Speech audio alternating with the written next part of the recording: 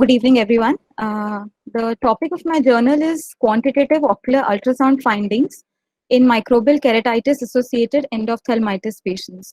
It was recently published in Ophthalmology Retina last month. The purpose of this journal was to assess how ocular ultrasound findings correlate with the clinical parameters in patients with infectious keratitis and those who are progressing to further endophthalmitis, and to evaluate the use of ultrasound in these patients. It was a retrospective study done at Wilmer Eye Institute in Johns Hopkins University. 73 eyes of 73 patients were assessed. Their demographic and clinical characteristics were taken from their EMR. Corneal ulcer was defined as a corneal epithelium defect with an underlying stromal infiltrate. Both culture proven and culture negative cases were taken. Endophthalmitis was diagnosed by the treating clinician. It was described as an intraocular inflammation sufficiently severe to obtain an intraocular sample for culture and requiring injection of intravitreal antimicrobials. Microbiology specimens were sent from the corneal scrapings and the intraocular samples. Ocular ultrasound was done with a 10 megahertz probe at 90 decibel gain setting. The corneal ulcers, which are associated with an open globe entry wound, those with evidence of non-infectious uveitis, those having neoplastic Masquerade syndrome or viral keratitis were excluded. Also, the ulcers which didn't have proper measurements mentioned in the AMR records were excluded from the study. They had utilized ultrasound findings to grade the vitreous opacities in a single image, which was then expressed as the percentage of the vitreous cavity occupied.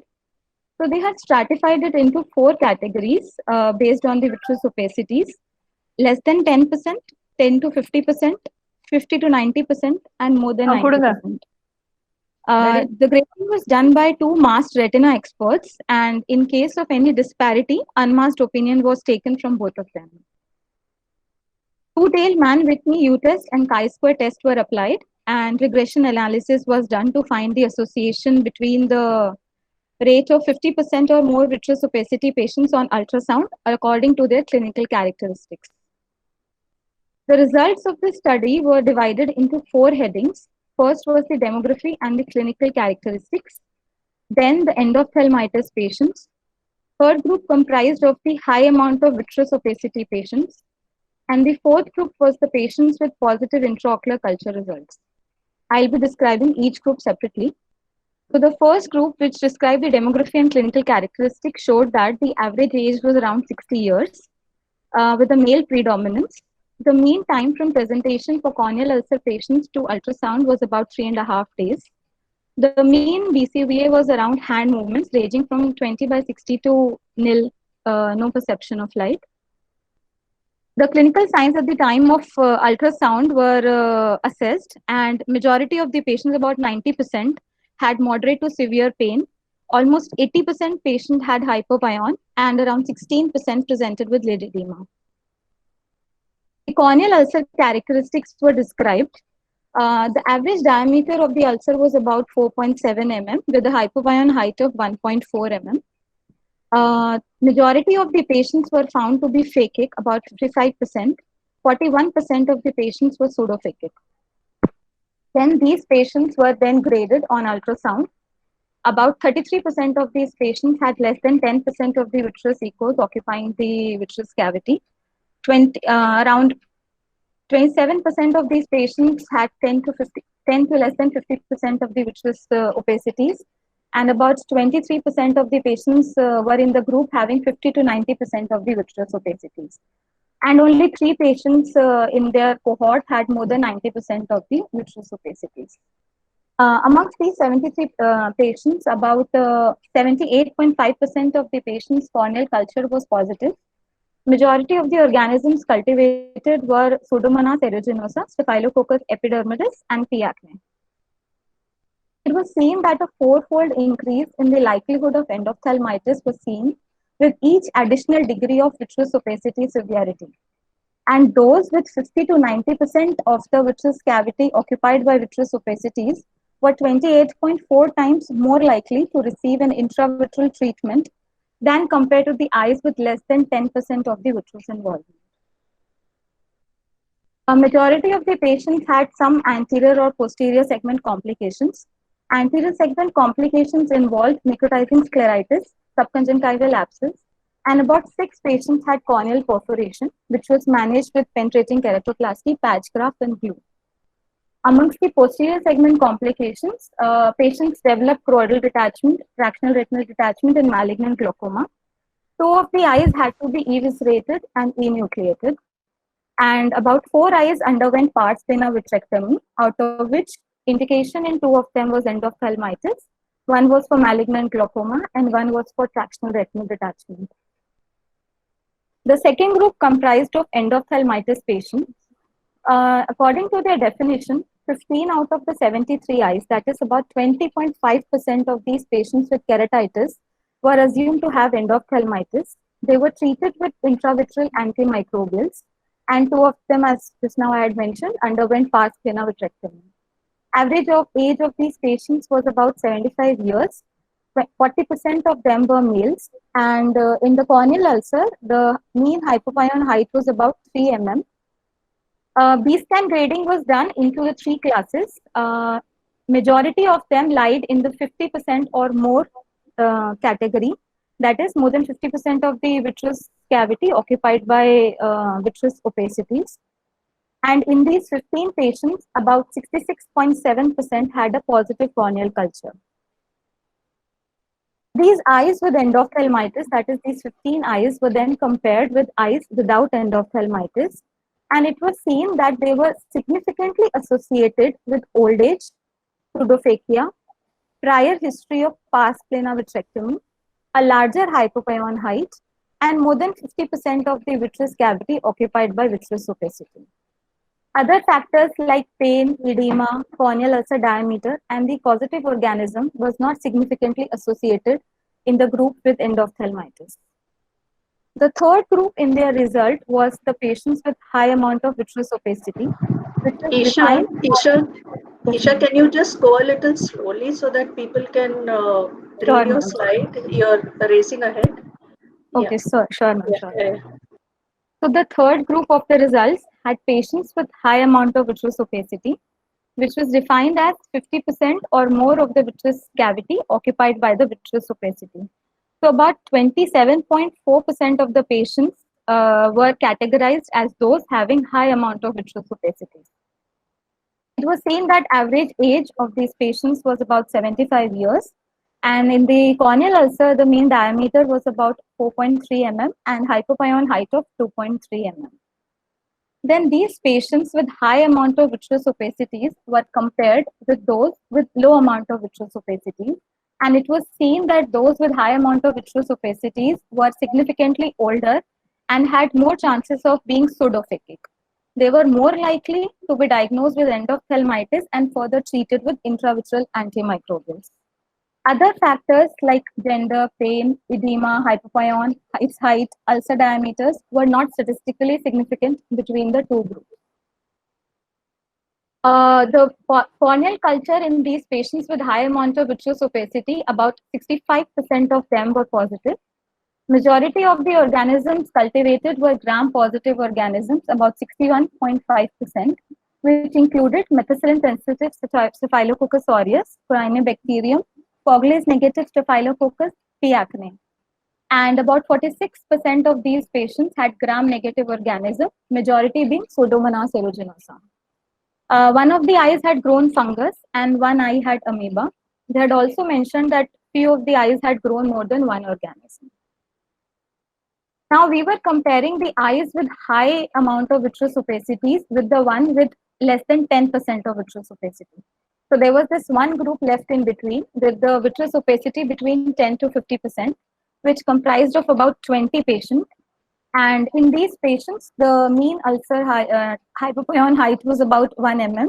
And 3 of these patients were treated with intravitreal antimicrobials, and the culture had grown Foglase negative Staphylococcus and Pseudomonas aeruginosa. Now they had compared mild with AC inflammation with the USG grading findings. So they defined mild AC inflammation as 20% percentile for the hypopyon height, which in their cohort corresponded to about a hypopyon height of about 0 to 0.5 mm. Now they saw that those with more than 50% of vitreous opacities had almost 22.2% of those with mild inflammation had 50% or more of vitreous opacities, thus concluding that mild AC inflammation may not preclude the significant inflammation in the posterior segment. Also, about 20% of patients with no hypopyon had more than 50% of vitreous opacities, reinstating the same fact that mild AC inflammation and absence of hypopyon does not preclude the presence of significant posterior segment inflammation. The fourth group in their result was the patients with positive intraocular culture results. So out of the 15 patients which they had defined as having endophthalmitis, 4 had a positive intraocular culture result.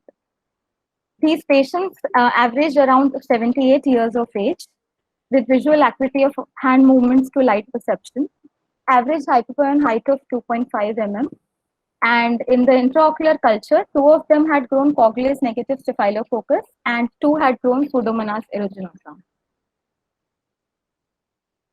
Coming to the discussion, so infectious endophthalmitis is a severe purulent inflammatory reaction confined to the interior of the eye, affecting the tunics of the eye except for the sclera. It is an uncommon complication of microbial keratitis. The incidence ranges from 0.29% to 6.5%. In this study, we had seen an incidence of about 20.5%. So, because they had taken only severe microbial keratitis patients who would be requiring ultrasound, hence their progression rate of keratitis leading to endophthalmitis was so high.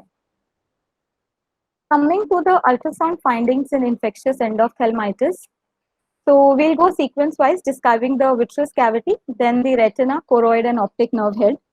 So for defining findings, we see inflammatory membranes and exudates in the vitreous cavity, which are seen as dot or membrane echoes, or they can be seen in cobweb shapes. Sometimes thick hyperreflective membranes can also be seen in the vitreous cavity.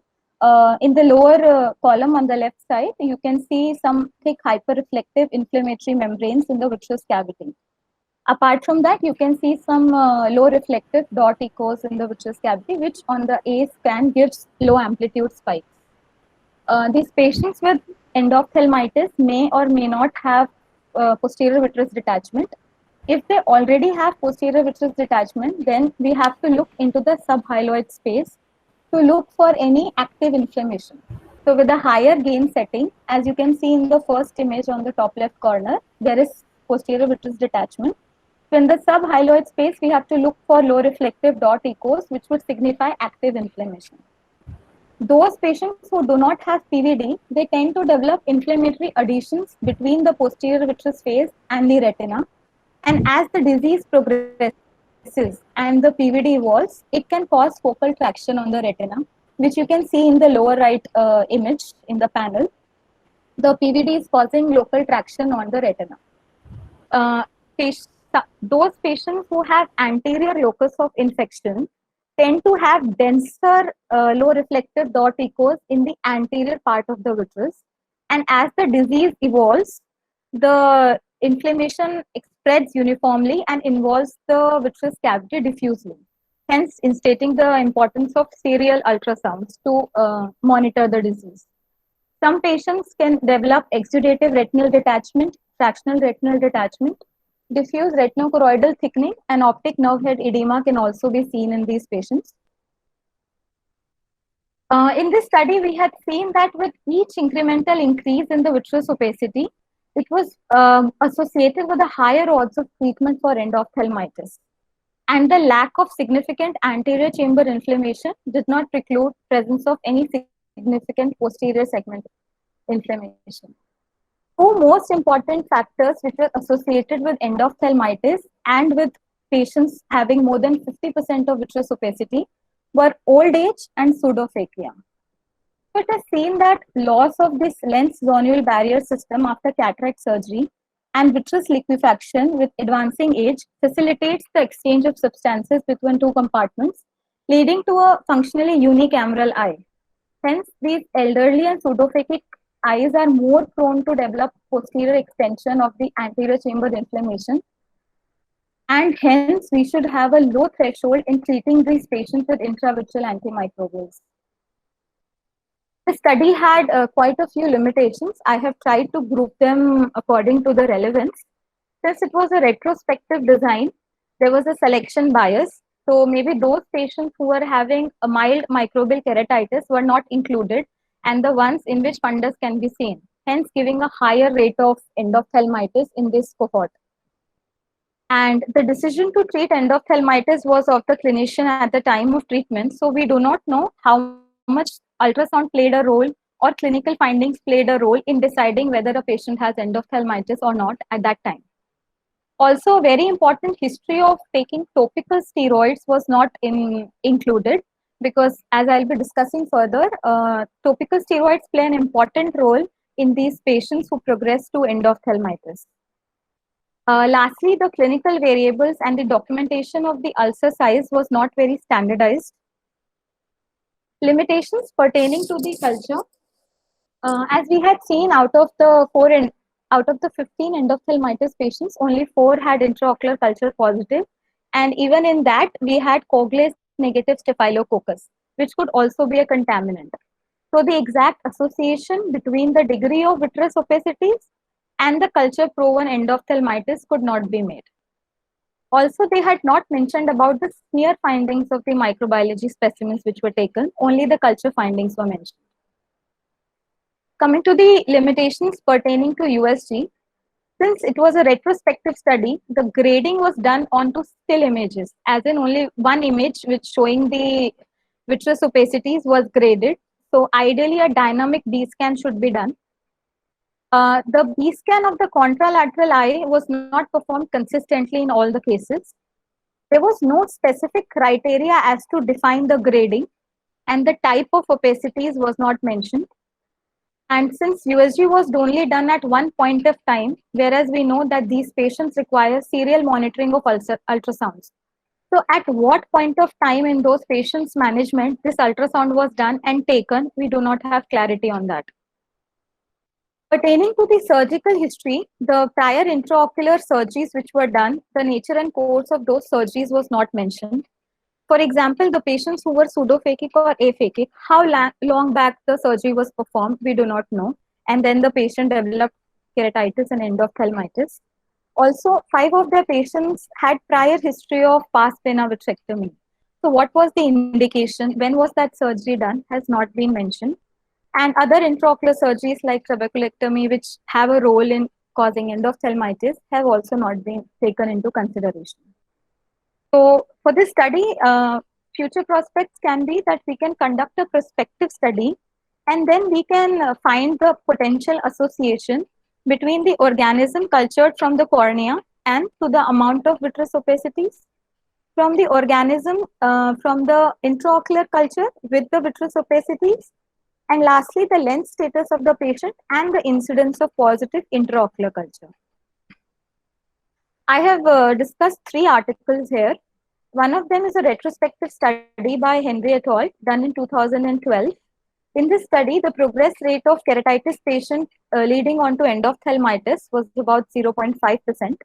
In their study, the most common organism found was fungi, followed by gram-positive and gram-negative bacteria.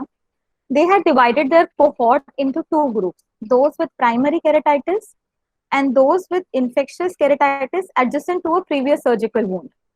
And they found that topical steroids, previous surgery, and corneal perforation were the most commonly associated factor in these patients who had progressed to endophthalmitis. They had given an explanation that fungi, because are difficult to cultivate, difficult to treat, and have an ability to penetrate intact cornea, so were the most commonly found organisms in their cohort. Secondly, topical corticosteroids, we know they increase the risk of ulcerative keratitis in patients with pre-existing corneal diseases. And also by suppressing the immune defense mechanisms, they potentiate the growth and invasiveness of bacteria and fungi. Hence, history of use of topical corticosteroids may be a commonly associated factor in these patients. There was another retrospective study done by Zapp et al. In 2018. In their study, the progress rate of keratitis leading on to endophthalmitis was about 0.29%. In their study, the most commonly found organisms were Coagulase negative staphylococci and Gram negative rods. And the most common associated factor was a pre-existing corneal pathology or an eyelid pathology. As in 90% of their patients had a history of any pre-existing corneal pathology. Next common factor was corneal decompensation secondary to glaucoma. About 45% of their patients had this. And almost 80% of their patients had a history of local or systemic prior steroid use. Again, reinstating the fact of role of topical and oral steroids in these patients. And they had also discussed that why the patients with pre-existing corneal pathology go on to develop endophthalmitis, because in a healthy eye, a normal lid, a normal tear film epithelium, and an intact stroma with intact Descemet's membrane, they offer protection against intraocular infection. And hence, these patients tend to not go into intraocular positive endophthalmitis. There was one prospective study by O'Neill et al. In 2014. Even in their study, those patients who had developed endophthalmitis, about 91% of them had a prior history of ocular disease. In their cohort, 83% were culture positive, and the most common organisms were Streptococcus, Pseudomonas, and Staphylococcus. Even in their study, steroid use was one of the most common non-ocular risk factors, others being dementia and systemic immunosuppression. So all these three studies had almost concluded that keratitis-induced endophthalmitis is difficult to diagnose. Usually, there is a latency to definitive diagnosis compared to other endophthalmitis because the patient already has low vision and discomfort because of existing keratitis. So, added endophthalmitis might be difficult to diagnose in earlier stages. And also, poor visual outcome is seen in these patients despite extensive treatment. These are my acknowledgements. Yes, we Hello. can. Yeah. Good evening, everyone. Today, I will be taking forward the conversation started by Isha, and I will be presenting 4 cases of the microbial keratitis with their ultrasound findings in the spectrum. My first case is a 28-year-old male who presented with history of pain, redness, watering, diminution of vision of the left eye following a blunt trauma with a stick 2 weeks back. On presentation, his BCV of left eye was 3/60. On slit lamp examination, it revealed presence of a corneal infiltrate, stromal infiltrate with satellite lesion, and presence of a hypopyon was noted. On fundus examination, although media was a bit hazy due to stromal edema, we could see that retina was attached and retina was on. Ultrasound was advised for this patient, which revealed presence of a definitive lens echo with presence of low number of low reflective dot echos.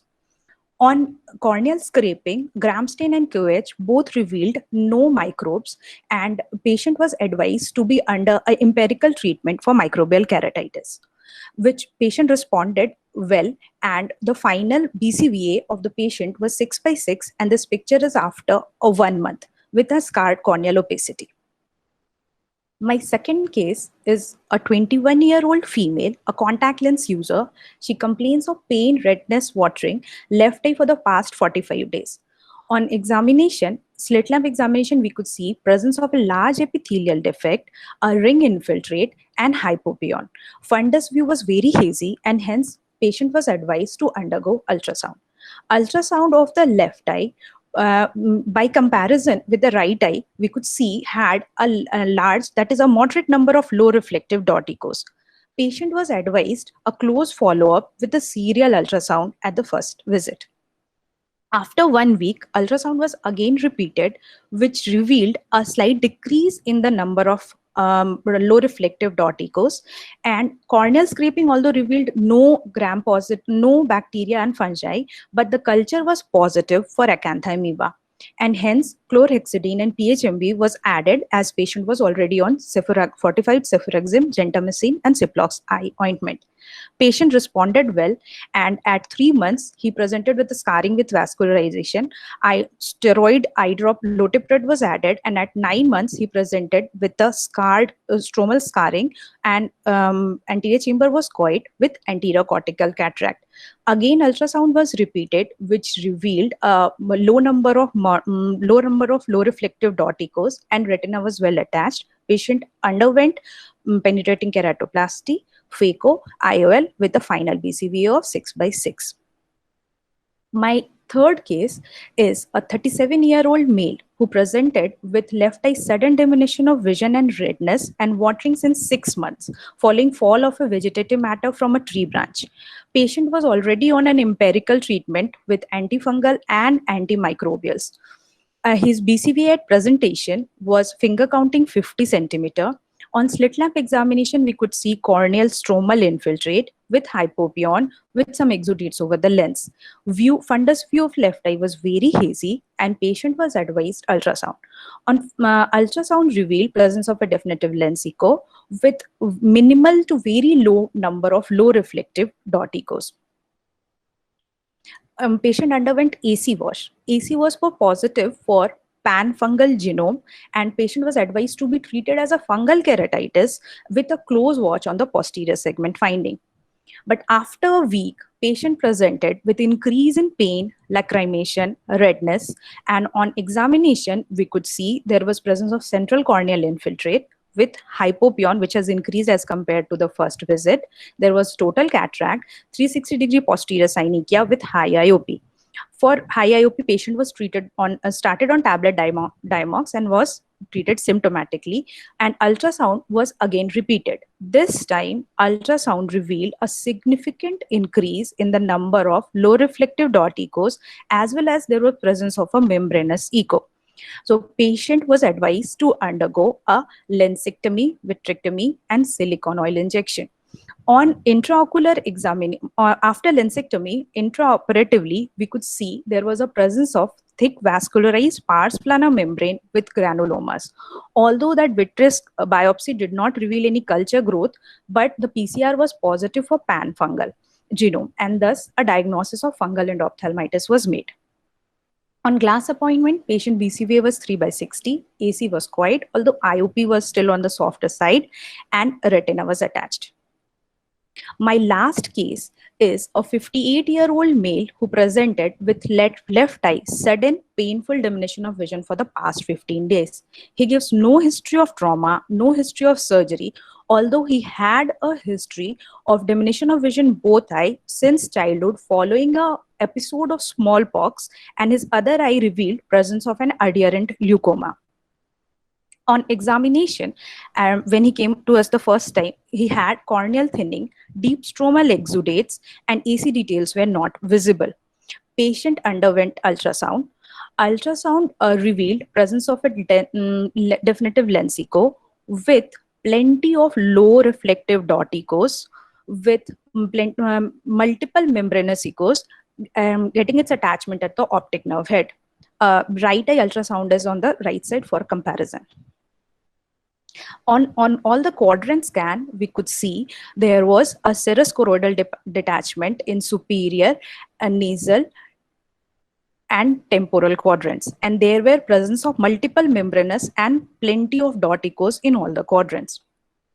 Patient was advised for therapeutic penetrating keratoplasty with vitrectomy. Among the steps, first the Fleringa ring was attached with the help of the 80 nylon. Corneal button was excised with the help of a trephine and corneal scissors, which revealed presence of necrotic iris tissue, and lens got prolapsed out. Lens was prolapsed out with the help of a wire victus in toto with the capsule. So then a temporary capro was put in the position. An infusion cannula was purposely put at inferonasal quadrant as we had a large choroidal in the temporal and superior quadrant. After After starting the but as visualization of inferior nasal cannula was not visualized because of media opacity, the infusion was started through the superior sclerotomies, and vitrectomy cutter was used to clear out the media. And as we could see, we took the vitreous biopsy also this time with the help of a 5 cc syringe attached to the aspiration. After clearing, the vitreous exudates, the anterior chamber exudates as well as the anterior vitreous exudates, we could see the presence of the infusion cannula inside the vitreous cavity. Then infusion was shifted to the INQ. And upon clearing all the media exudates, we could see the vitreous cavity was full of a white, fluffy, white exudates. And upon clearing further the media opacity, we could see the presence of that retina was attached, although we could see presence of a large choroidal in the superotemporal quadrant. The membranes were these exudates were very sticky and they were highly adherent with the inflamed retina. So no attempt was made to tug or give any traction to these membranes. As much as we could remove from the core vitrectomy was done, and the exudates which were highly sticky and attached at the optic nerve head were left in situ. Then sclerotomy, and then host cornea, graft cornea was sutured and sclerotomies were sutured.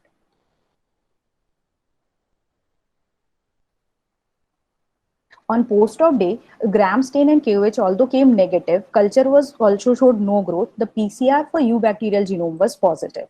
On post-op day 2, as visualization of fundus was not possible, we again advised for an ultrasound. Ultrasound revealed presence of plenty of low reflective dot echoes, and we could not see any lens echo this time as lensectomy lens was already removed. And there was a variably reflective membranous echo arising from the optic nerve head and with moderate after movements, and there was a hyperreflective clump echo at the optic nerve head. All the quadrants we could see presence of membranous as well as low reflective dot echoes with shallow choroidals. Patient, again, intravitreal injection of Vanco, Ceftra and Deca was repeated on post-op day 2, and patient was advised to continue the antibiotics drop.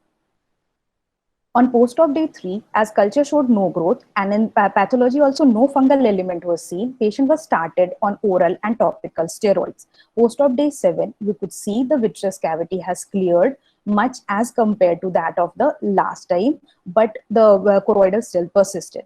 Patient was advised to continue the oral and the topical drugs has started and is yet to follow up. So now, what are the lessons that we learned from each of the cases?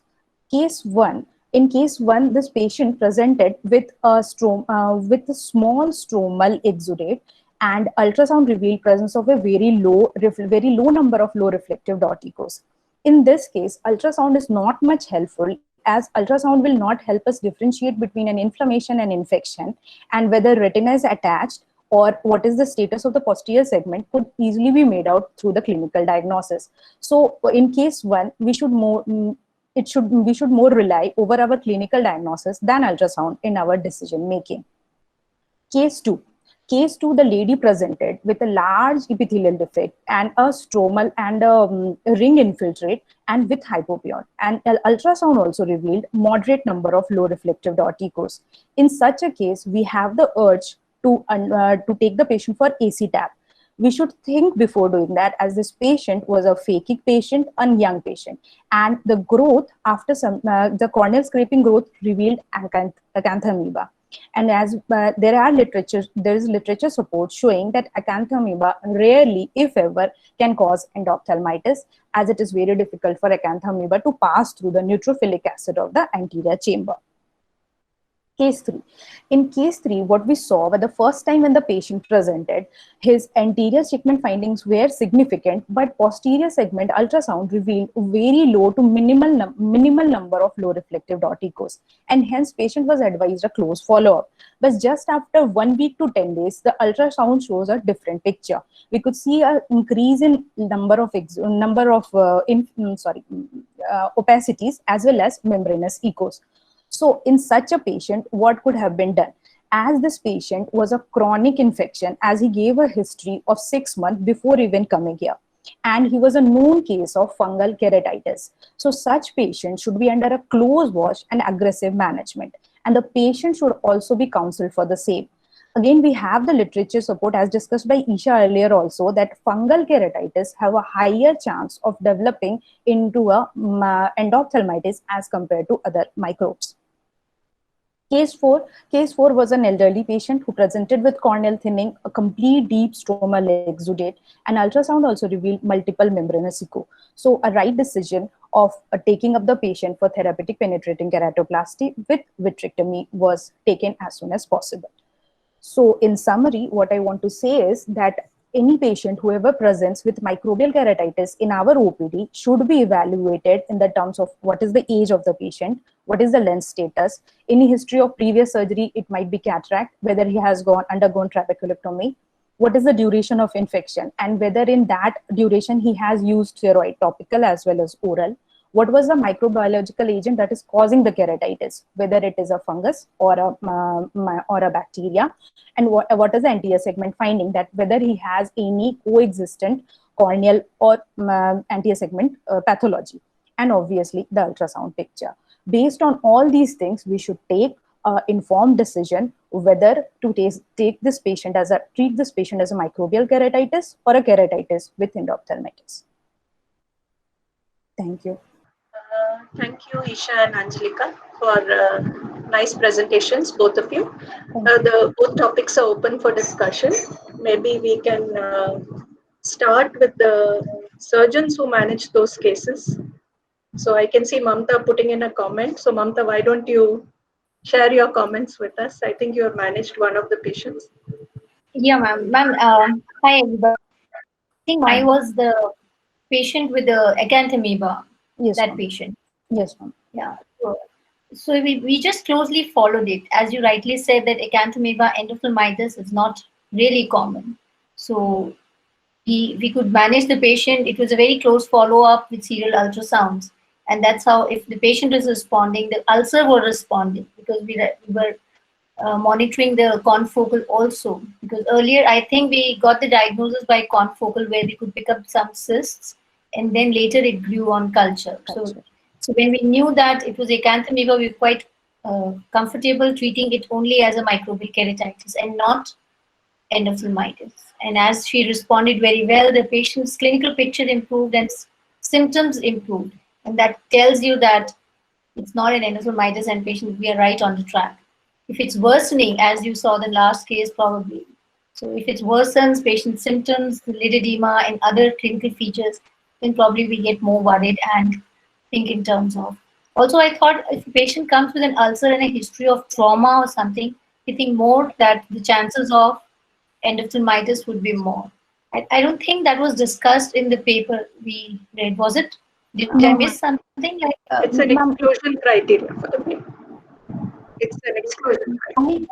Because if we see that, if it's an ulcer with a history of trauma, then probably we are more vigilant about these endophthalmitis presentations. Shweta, you want to add any comments? I think Shweta is also handled. Yeah. Good evening. So I think the third and the fourth case were the ones that we managed. Yeah, so the fourth case was a very straightforward case. Actually, it came during the time of COVID, and we have used a glycerol preserved cornea. And as expected, inside it was quite bad, but the patient did well. The third case was actually something which was very interesting, because clinically, when we saw him, the corneal lesion appeared scarring, whatever was there in the anterior chamber. And he gave a history of only 2 weeks on topical antifungals, and he had no microbial reports with him. There was no other relevant history to tell us anything, and which is why we went for an AC wash, because whatever was there was in the anterior chamber. I think nothing grew in culture, as Angelika said. It was only PCR which turned out to be positive for fungus. The ultrasound in the first time when we got the ultrasound before the AC tap or the AC wash was OU comparable, where the echoes were absolutely comparable in both the eyes. The patient was outstationed from Calcutta, and which is why the next follow-up was in SN Calcutta, because I believe the patient was not ready to stay back in Chennai, and he followed up in Calcutta, where he presented with increased inflammation and in fact total cataract. If we see the first picture, the lens was clear, but in the second follow-up, the patient had a total cataract, which is what documented in the report. So it's quite strange that in a week, in spite of being on topical antifungals and nothing growing in culture, the patient just worsened. So in fact, one question that I have, ma'am, and it always bothers us is, sometimes you do ultrasound and it shows no echoes or, absolutely clear. And when you open up the eye, it's like, it's an eye which is full of muck. So is there something that you would like to comment upon on such eyes, like what should be done in? Okay. Yeah. Yes. Sometimes when the eye is full of pus, very often it behaves like absolute liquid medium. So very often ultrasound is usually based on interfaces. So if you don't have an interface, sometimes you don't pick anything. So in that situation, you have to rely a lot on your clinical judgment.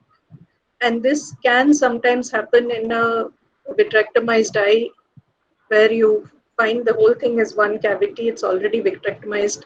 So sometimes in the initial stages, you may not even pick an echo. And always compare with the other eye, that is most important.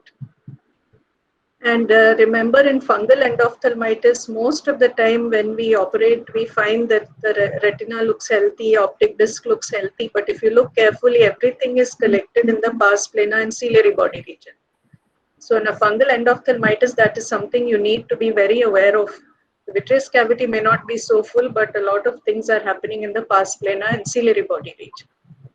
So that's something, but definitely I would say a standoff ultrasound and comparison with the other eye, along with other clinical features, will help you to get your diagnosis.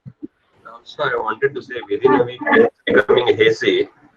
And post AC wash, there are possibility either a lens touch with the instrument or during turbulence sometime because of thick hypopia and sticky hypopia and possibly we are trying to remove.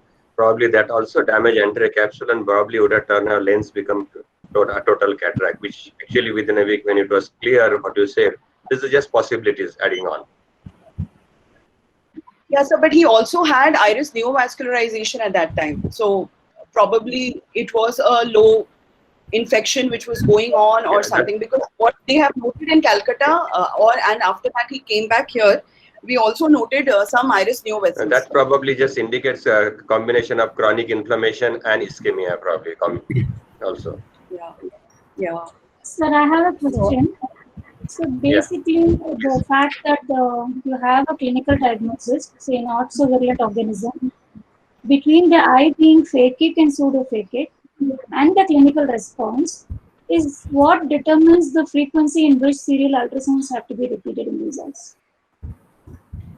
Say every 3 days should be a good enough option, unless there is a sudden worsening of the condition. I think Girish wants to say something. Very good presentation, Isha and Angelica. So I assisted Shweta with the last case, but before I go to the last case, I had just an observation on the point, the case number 3. What Isha was saying about the ultrasound being absolutely clear, and still when you see intraoperative there is a lot of echo. The other, besides the points which Madam made, we can also look at the choroid. So with so much of inflammation, you would expect a choroidal thickening, which will be different from the other eye. So in addition to the vitreous echoes, the choroid also could be a clue to an ongoing posterior segment inflammation. The other observation, like what PB sir said, I think the intervention of the AC wash, sometimes the turbulence also must have pushed the organisms through the zonules into the posterior segment a little more. So I think that could also have precipitated a rebound higher inflammation at a very short time in the post-operative period in this patient number 3. Regarding case 4, I think it was pretty much straightforward. But yeah, the aim of the treatment was to get the vitreous as clear as possible without damaging the retina, because there's choroidal detachment, and we expect an associated exudative retinal detachment also. So like any complex retinal surgery, your indication is to just debulk the vitreous, get the sample, so that you can monitor this patient post-operatively on the ultrasound, and you're not aiming at completely clearing the vitreous cavity. Because if in that process, if you end up with creating a retinal break, then the PVR sets in so rapidly that you might be forced to use silicone oil, and in the presence of a silicone oil, the formation of pars plana membranes and bands are very high, and you could save the eye for a short time, but downhill, the patient will become hypotenuse due to the ciliary body atrophy, and invariably these eyes then go into silicone oil keratopathy, and it's a progressive downhill course. So you need to be very judicious in doing a vitrectomy in such cases. It's only when there is a retained intraocular foreign body along with this setting, that's when you are a little more aggressive with your vitrectomy, because you need the foreign body to be out. So in that process, if you need to create a posterior vitreous detachment, you might be a little more aggressive, because you are balancing the risk of leaving behind the IFB versus the risk of creating a retinal detachment. So you would always go towards removing the foreign body, even at the risk of creating a retinal break if it were to be. Not that you aim to create a break, but even if that is the price that you have to pay, you would do that. Can I ask a question to the? One thing I wanted to add, what Girish said, just to continuation of that, like what you rightly mentioned, like try to be as conservative as possible. Even I won't mind taking the patient for a second vitrectomy, re-vitrectomy, because that time inflammation is a little bit less. You are much more control and safer than trying to be aggressive at the first time. Nivedita wants to make a comment, and then Radhika. Yeah. Am I audible, Radhika here? Yeah, Radhika. Yeah, so I wanted to ask a question to the first presenter. You reiterated through the paper that severe corneal ulcer was probably the reason why the reporting of vitreous echoes was more. And it was, the way I remember, about 20% or so, which is normally not the case with corneal ulcers. Was an attempt made to correlate in the paper between the severity of the corneal ulcer and the presence of the echoes in the ultrasound? No, ma'am. Actually, their inclusion criteria was like that only, that the ones who needed ultrasound, those keratitis patients were only taken. Hence, they had this 20% incidence of endophthalmitis, and they had not compared the severity of the ulcer with the echoes in the ultrasound. And the need for the ultrasound can be very subjective, in the sense you can have a large, well-circumscribed corneal ulcer where you can see the retina from the periphery, versus you can have a small corneal ulcer with a lot of corneal edema, which precludes the view also. So the need for ultrasound is not a deciding factor about the severity of the corneal ulcer itself. The point that I would like to make is that the bottom line is, in a corneal ulcer, whether it is simple or severe, it is very, very rare to get an endophthalmitis. Usually endophthalmitis is associated with one of several conditions. I think all of you mentioned it through the discussion. The most important condition being previous surgery. So if the patient is recently or remotely pseudophakic or aphakic, then the chances are higher. If the patient is very old, then you have laxity of the lens zonule complex, and therefore the chance is higher. If there was an injury to the eye, then the chance is higher. If there is a corneal perforation which has introduced the infection from outside and therefore caused the barrier breach, then also the chance is higher. And the rarest possibility where it is an endogenous endophthalmitis which has set up both the infections in both the chambers, then also it is a rare but sure possibility. But just because the cornea is severely involved, it does not mean that it is likely to lead to endophthalmitis, and that is what we've seen many times, because the decimates is a pretty resilient tissue. It is very difficult to breach the decimates and for the infection to get into the inside part of the eye. So very severe corneal ulcers also, unless one of these additional features are there, I'm not saying that it cannot happen, but it is very rare for them to get endophthalmitis, as seen in the cases presented by the second presenter also.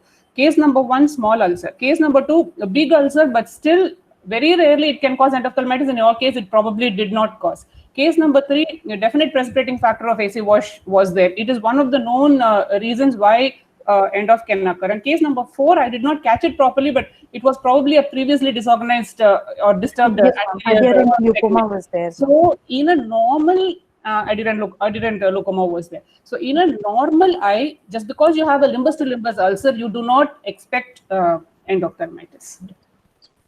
I have a comment to make. Yeah, I fully agree with Radhika that the incidence of endophthalmitis in corneal ulcer is very, very low. And I would like to explain to you, Radhika, why this journal article shows a very high incidence. If you look at the methodology carefully, in the methodology they have said that they have screened 1,600 odd files from the ultrasound register. And from the ultrasound register, they have picked up patients who have had corneal ulcer as well as ultrasound. And that is the reason why this is an unnaturally high rate of endophthalmitis in these patients. Now, had they gone from the cornea register and looked at ultrasound patient, corneal ulcer patients who had ultrasound, probably the incidence would have been much less. So there are actually several points of criticism in this article. One of this is this, that there is a selection bias right at the start. So naturally, you will get patients who have had, obviously, who were suspected to have endophthalmitis would only have gone on to ultrasound. So that is the reason why I think the incidence itself is high. Then second thing, as they have mentioned, that there is no serial ultrasound done and there is no comparison done. Also, this 10%, 50% seems to be quite arbitrary because they have not given any kind of any calculation or any method how they have differentiated this 10%, 50%, etc. And also if you see the gain, which is 90 decibel, is very high gain. At 90 decibel, if you do a normal eye also, you will get a lot of vitreous echoes, even in the normal eye with the clear vitreous. So I think that also is another point which is a little bit not very much conclusive. And also there is no clinical correlation between these patients who had vitreous opacities and in the end what has happened. Even the patients who have had vitrectomy also, they have not described how the vitreous was, whether it was corroborated with their ultrasound findings or no. And the end result of these patients have also not been mentioned. So what was whether it was actually endophthalmitis and how many of them recovered, that is also not mentioned. So there are quite a few drawbacks in this study, and I don't actually agree with this study's results that lack of hypopion or lack of anterior segment inflammation does not mean that there is endophthalmitis. There is actually quite proportional reaction between the anterior segment and the posterior segment. So you would see, if there is endophthalmitis, you would definitely see some more aggressive reaction in the anterior chamber also. But more often than not, you are likely to see the fundus. I mean, what I would like to say to the cornea people also, that just because the patient has a corneal ulcer does not preclude you from taking a look at the fundus. If possible, dilate the pupil and have a look, because the visual confirmation of endophthalmitis is much, much better than having an ultrasound confirmation. So if you can see the fundus, that is the best thing. Right. Now, by extension and conversely, I would also like to say that even the hypopion, when you see it in a corneal ulcer, is quite often sterile unless it is in one of the circumstances that I mentioned earlier. If you have a hypopion corneal ulcer, only if you have a corneal perforation, A, or B, if the hypopion is contiguous with the exudates in the cornea. You have an anterior ulcer, a stromal ulcer, posterior exudates on the endothelium, and the hypopion is contiguous, meaning the infection is actually following a continuous line. Then the hypopion can be infective, or it should be a perforated corneal ulcer, or the patient should have undergone surgery earlier, or rarely the infection should come endogenously. Unless it happens in one of these four circumstances, even the hypopion in a corneal ulcer, why vitreous, even the hypopion is quite often sterile. Yeah, Nivedita, would you like to say something?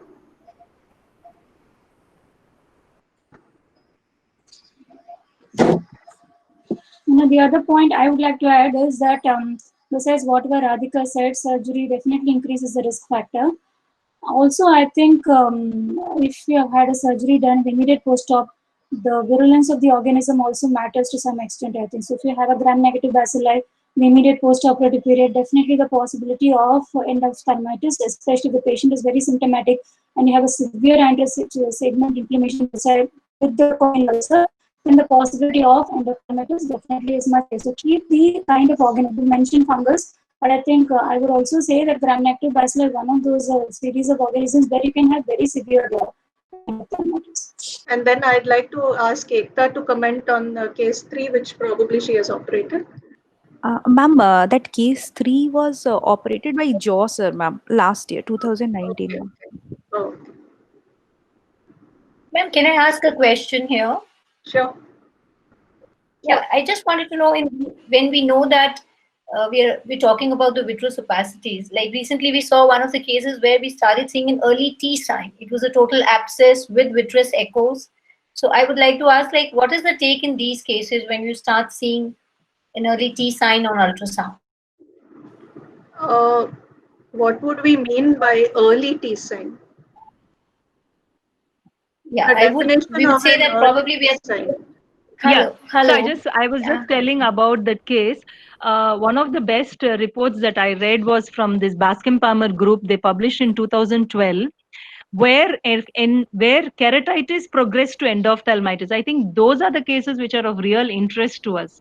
So in their cases of more than close to 10,000 patients, they found that if there is perforation, if there's use of topical steroids, and if the patient has fungal keratitis, these are the patients which actually progress to endophthalmitis. So these are the patients that you actually need to keep a close watch rather than from from hindsight, rather than look from the ultrasound point of view. The other point is one of the cases.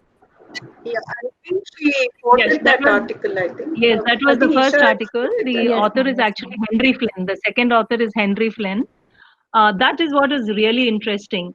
Now, some of these cases are missed because they have lenticular abscess. Now, this is a very rare cause of endophthalmitis, which is very close to I think one of the cases which was presented, which came as AC wash. So here, the entire lens is very is pustular or abscess-like, and where you see the infiltrate goes just beyond the ciliary body. And here again, you won't have B-scan findings of vitritis. So lenticular abscess sometimes is very rarely missed, and it's actually a part of endophthalmitis, and the approach has to be pars plana and not through the anterior approach. I just thought I'll just mention these things. Yeah, thank you, Meena. Nivedita? I think she's not muted herself. No, she's unmuted. No, she's been saying she wants to say something. Nivedita? And she said, am I audible also, she's saying, yeah. But she is not muted. Okay, Mamta, you asked a question about the T sign. Yeah, basically the classical T sign is when you have the tenons widening continuous with the optic nerve space. And that is believed to be a sign of inflammation in the tenon space, an extension of an intraocular inflammation. So that is when you would consider more aggressive treatment. And that's when you would also think of sometimes intravenous antibiotics, because you wanted to avoid going into the orbitals. Ekta, do you want to say anything? Yes, ma'am. Just wanted to talk about the last case. One interesting ultrasound finding was that the optic nerve from the beginning looked pretty widened. So sometimes it gives us a clue about the prognosis as well. There was an optic nerve granuloma, and there was a doubt of retinal detachment in that eye earlier, which was reported. But it was basically a granuloma with a widened optic nerve echo. And what Mamta was talking about, a T sign, yes, this is like can be a sign of going into panophthalmitis. But nowadays we are not just stopping there. Earlier, the classical teaching was that panophthalmitis eyes to be eviscerated. But now but Madam told, yes, intravenous antibiotics have a role because there is some better penetration, there are break of barriers and still penetration. So giving antibiotics through all the routes is important. and we can still sometimes preserve these eyes anatomically and somewhat functional vision, but most of the time the damage is more, so we are not expecting much functional outcome. There was one more question. Sometimes we don't see vitreous echoes, and when we operate, we see a lot of pus in the eye. So even in children, so wherever there is a formed vitreous, so younger patients, we don't get to see the vitreous echoes on ultrasound. So there should be a suspicion in these cases based on the clinical findings. And wherever there is lens intact, try and avoid that time. There is a possibility there is a demarcation of the chambers. So a younger patient with intact lens, yes, you can still err towards that this is not an endophthalmitis. Chetan, would you like to add anything?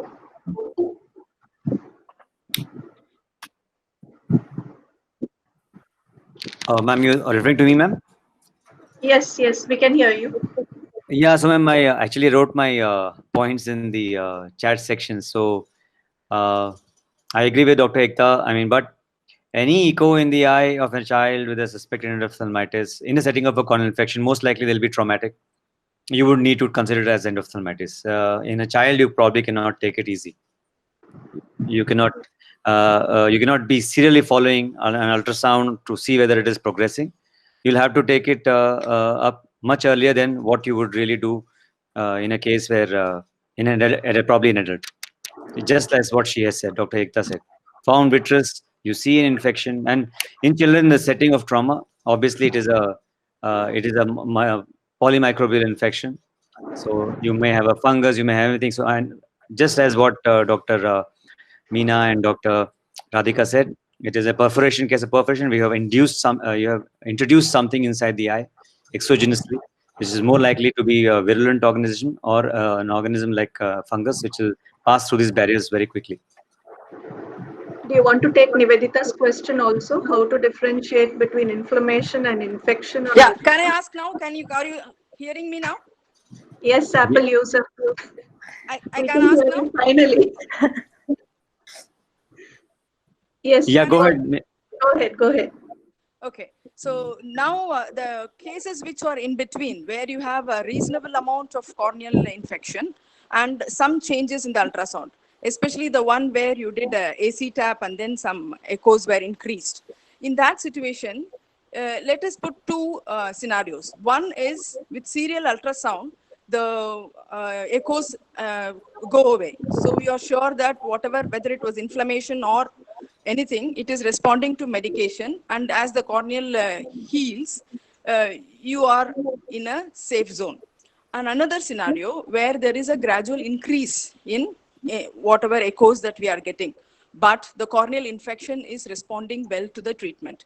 How will you deal with this situation? It's more of a clinical decision here because ultrasound is not guiding your treatment here. And if the patient is faking, again to emphasize, we will still be preferring because the patient is responding to treatment. The second is what is the organism on the scraping. So how virulent is the organism? So in case if we see a fungal keratitis, it has a more chance to go posterior. And we will like to be more aggressive in that case. But as we saw the acanthamoeba case, well, we can have a vitreous debris. So any inflammation and infection cannot be picked by ultrasound. It will only show some echoes which can happen with inflammation, with infection. But the definitive signs can be more membranous echoes, which are in the what we saw in the last case. Can I just add one comment? Hello? Yes, please go ahead. Yes, Meena, you're audible. Yeah. So there are two signs which I find in my clinical practice. I'd just like to share. Any exudates which is overriding the iris and going on the back surface of the iris is one of an indicator that this has spilled to the back side, and this will cause shalling of the anterior chamber. Second, if there is a uniform shalling of the anterior chamber and you have ruled out malignant glaucoma, there is very high chance that the patient has had endophthalmitis, because vitritis can increase the intraocular pressure and the patient can be in severe pain. So when there is a lot of exudate behind the iris and the pressure is suddenly increasing, think about coexisting endophthalmitis. Thank you. That's an excellent point, Meena. Pradeep, you do a lot of VRE and you've been doing for many years. Would you like to say something?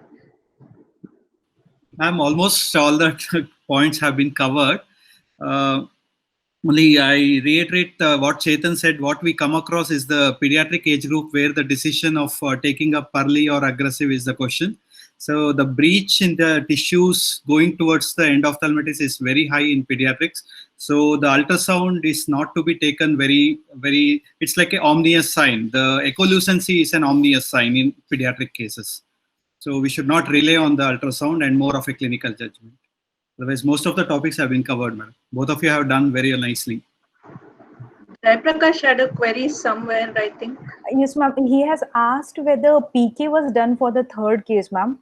It was not done, ma'am, as cornea allowed view was there, ma'am. So only patient went a lensectomy and vitrectomy. Cornea was clear, view was not there as it was a total cataract, but patient underwent lensectomy and vitrectomy, ma'am. The corneal lesion had healed actually when the patient was taken up for a vitrectomy for the end of intervention. The corneal ulcer had completely healed. In fact, for the first visit also when he came, the stroma, it was not an anterior stromal infiltrate. It was something like a deep stromal infiltrate, which was also scarring and more of anterior chamber inflammation. So, which is why PK was not done, because it was healed by the time the patient Does anyone else have any queries? Our cornea senior residents, VR senior residents, anyone? Yeah. Okay. Yeah, Shubham. Yeah, ma'am. Actually, I just wanted to ask. The first question was answered by CR sir regarding the echo in children.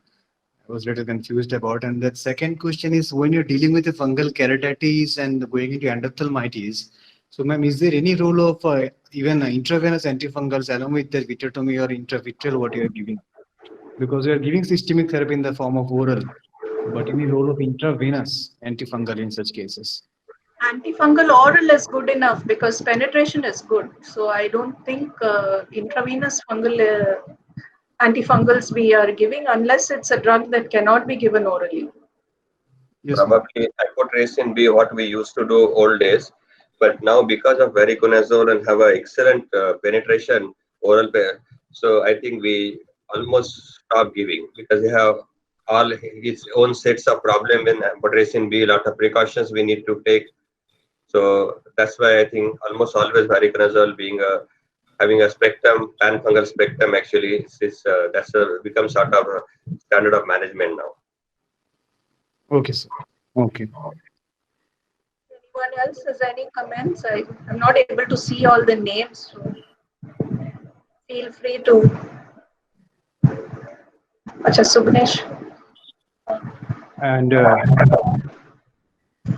yeah, go ahead. Yeah. In the setting of if oil filled eye, ma'am, suppose so you give oil filled silicone oil and loudly, your voice is breaking. Is audible now, sir? Yeah, okay. Yeah, in the setting of endophthalmitis, when you're going inside and if oil is being put and at the end of surgery and you're still to give intravitreal antibiotics, so the dosage, is it like you have to reduce to half the what you're giving, or because it's like sometimes confusion happens that whether to give a full dose or you have to reduce the dose to half in oil filled eyes? Always half. Yeah, basically, yeah. So this is always a controversy, and that's one more reason why we are hesitant to inject silicone oil when it is not necessary. Because what will happen is oil, because medication, whatever we add on, it doesn't mix with oil, and it will be sequestrated between the retina and the oil meniscus. So chances of toxicity is very, very high. So empirically, we reduce to half the dose. But again, we do not know half-life, how long it will stay there inside the eye. And again, it gets concentrated at one location where depending on patient's positioning. So yes, what we do now is give half dose, not full dose. But that's again empirical. There's a lot of controversy. People can have a variable. Yes, sir. Okay, sir. Yeah. Thank you, sir. Raman, the mic is on. You want to say something? Girish wants to. Yeah, Raman. Not really. Yes, Rama, go ahead. And out of curiosity, I just wanted to know, is there any difference in the way, I do understand depends on the severity of the organism, virulence and all. Is there any difference in the way the endogenous end of presence versus the infective endophthalmitis? I mean, by and large. Yes, endogenous endophthalmitis basically has a different classification, and since it is coming through the choroid, most of the time through the blood route, so you see more posterior presentation than anterior. So very often we tend to see a posterior diffuse vitritis rather than any anterior segment finding. So anterior chamber will look pretty quiet in these eyes. And they only, if they tend to present, finally they are involving cornea. That has to be a severe, mostly gram-negative or a more virulent organism. But the finding will start with diminution of vision. Okay. Thanks. Bilateral, chances of it being bilateral is also there. Quite sometime anterior segment may be absolutely quiet as well. Can I ask a question to Isha? Yeah, Can I Girish? ask a question? Go ahead. I'll ask later. Go ahead. Am I audible? Yes, you are. Yeah. Okay. So I'm just wondering, a small ulcer due to a trauma, penetrating trauma, and then you have an endophthalmitis, say whether it is phakic or pseudophakic, you have a focal endophthalmitis. When will you will you rely on topical systemic medication, or is there a scenario where you would say, for example, in this situation, the ulcer is small, but the endophthalmitis is more? In those situations, will you intervene giving intravitreal, or will you rely on topical first and then decide about intravitreal? No, intravitreal first. If there is a definite endophthalmitis, like this article did mention that more than 50%, and that's a rough guide because we are always in doubt. The article has a lot of flaws, but for the first time, there is some rough guide as to where we tend to think of endophthalmitis. So if there's significant number of vitreous echoes, even if there is a small corneal wound, if it's traumatic, I think we'll treat it as endophthalmitis. Particularly if there is a breach, what you Radhika and Meena already said, if there is a breach, continuity is broken, and it is obviously it will treat as endophthalmitis. And yeah, irrespective of size of corneal ulcer, like a basic treatment, what we start for endophthalmitis obviously will be intravitreal injections. So they said they have included severe corneal ulcers. That's what the presenter told me. How easy or difficult is it to take the sample and give the injection for the vitreous, sir? This is what she's talking about is a small ulcer, Radhika, small ulcer with predominantly posterior segment findings due to trauma. Right. So that all those were excluded from this study.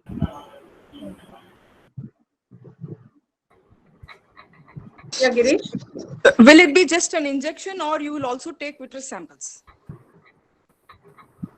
If you have scraped the ulcer, then I don't think we would be looking at a vitreous sample, because taking a vitreous sample, we don't just take a vitreous, you'll have to go in and do a proper vitreous biopsy, not just sucking out gel vitreous. That would be more risky. So if the scraping of the ulcer is positive for any organism, I think we can assume that both organisms are the same unless patient's response is not adequate.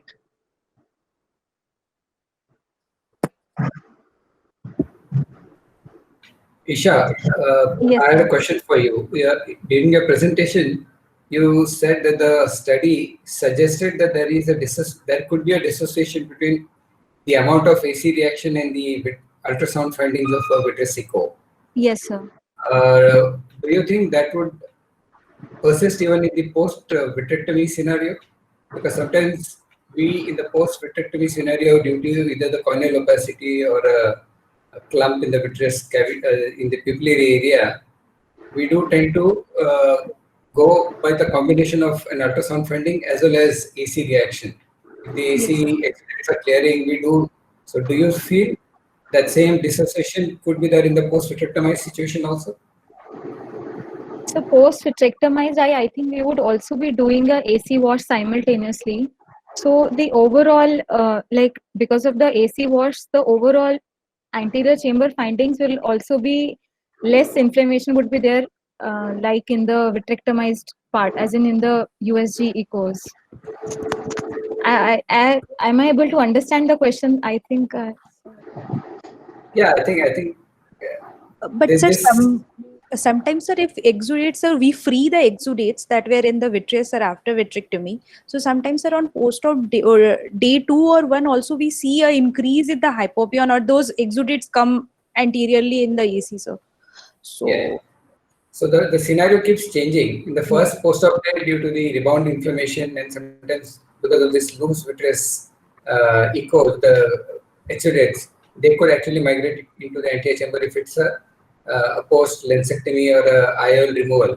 You could have a pseudo appearance of an increase in the inflammation in the post-operative period.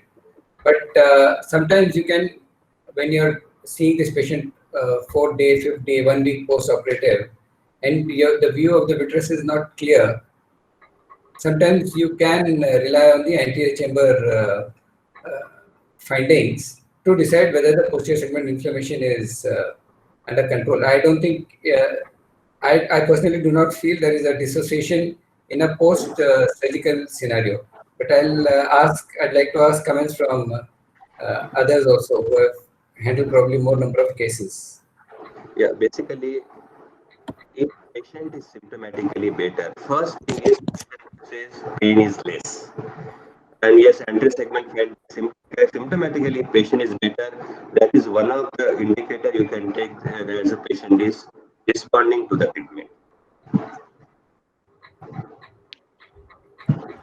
I feel in this paper, when they are talking about anterior segment finding, they have not mentioned whether these patients were already on treatment, because most of these keratitis, one, they have not spoken about the duration of the ulcer and how long the patient has been on treatment. So maybe it's a false way that the anterior segment is looking like them.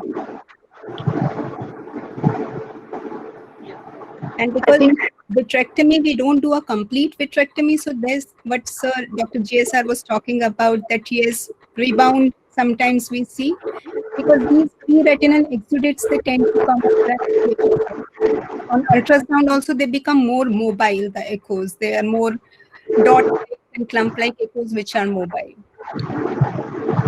So an important thing is when you document your findings intraoperatively, did you remove the vitreous? How much vitreous did you remove? And were there exudates in the pars plana region that you could see? Because all these get loosened up. And very often we don't find that answer in the questions, which is a drawback of many retrospective studies. So that is also possibly the drawback in this study. So I think there are a few messages from the study to us. Yes, proper documentation. If you can't see the fundus, do an ultrasound. Probably if you're doing a keratoplasty, even if ultrasound was all right prior to surgery, take a look at the fundus and see whether there is a good red glow. Can you see the retina? Do it on table. It just takes a few seconds.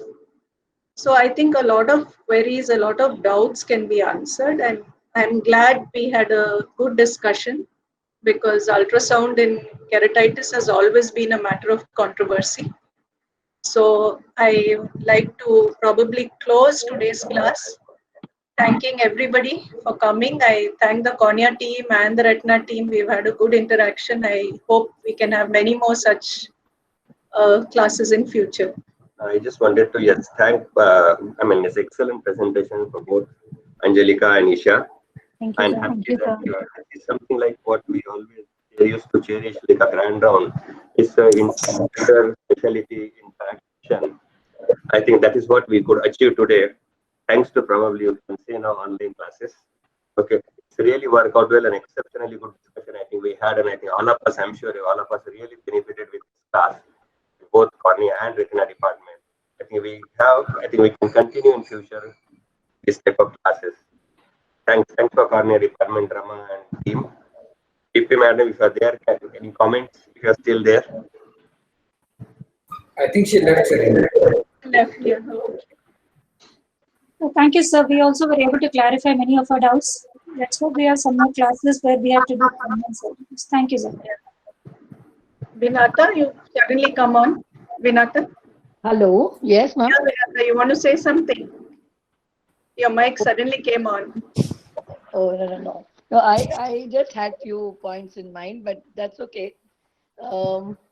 I think I just wanted to add one thing is whenever we have a corneal ulcer which has just come and you start them on atropine, I think the second visit is to please check the fundus, because most of the time the pupils are dilated, and when the corneal ulcer is small, that is a good time to even have a look behind, because initial visit would have said no view. So that helps a lot in many cases. Atropinized eye, if we can keep checking, that also gives us a view. Yeah, that's a good point. Thank you very much. Thank you. Thank you, sir. Okay, thank you. Bye-bye. Thank you, sir. Bye. Everyone. Thank you, sir.